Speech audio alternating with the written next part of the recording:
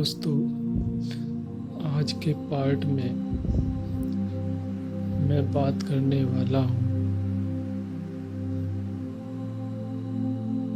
परमात्मा के मार्ग में हमें किस तरह से चलना चाहिए।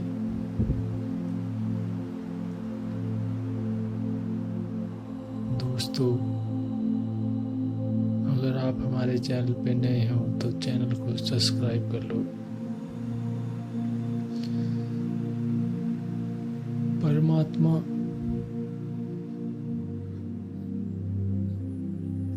के मार्ग में चलना बड़ा ही अच्छा विषय है, क्योंकि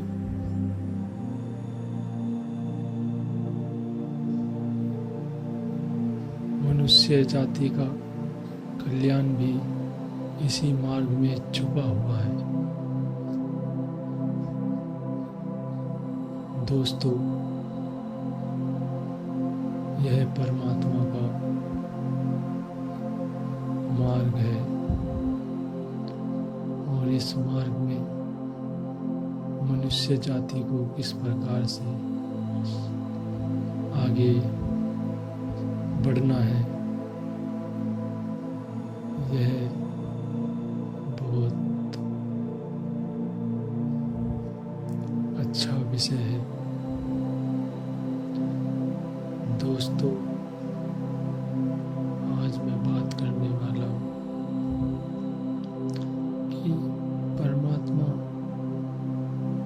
के मार्ग में चल तो सभी रहे हैं, लेकिन कोई वहाँ तक पहुँचा इसकी जानकारी हमें नहीं है। दोस्तों, परमात्मा के मार्ग में हमें बहुत ही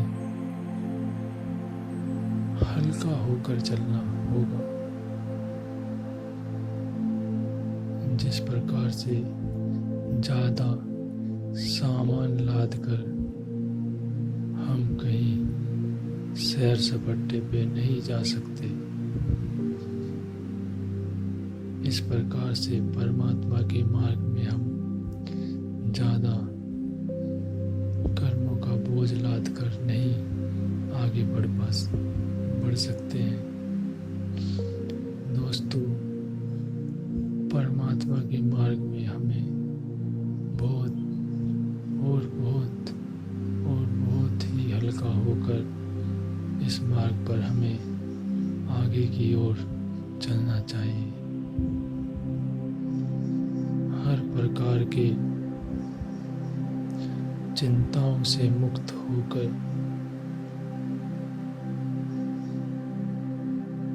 लड़ाई झगड़ों से दूर होकर अपने ऊपर संयम का पालन करें, क्योंकि हमारा खुद का संयम ही परमार्थ पे चलाने में और उससे मिलाने में कारीगर साबित होगा।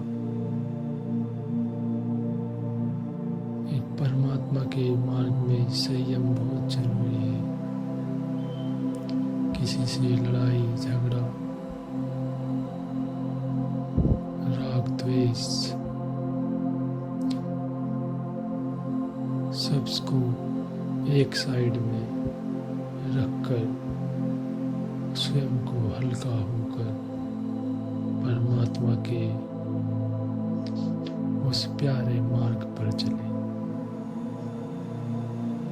जो कि परमात्मा का मार्ग धीरे धीरे आनंद में हो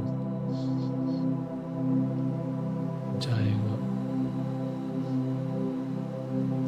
आपका खुद का संयम उस परमात्मा के आनंद में प्रवेश करवा देगा। आपका संयम ही उस परमात्मा की प्राप्ति करवा देगा। आपका संयम आपको वो एक प्रकार की जड़ी बूटी है और उस परमात्मा के मार्ग में आपको आगे चलने में मदद करेगा। संयम और प्रेम और मन से ऊपर उठकर उस परमात्मा का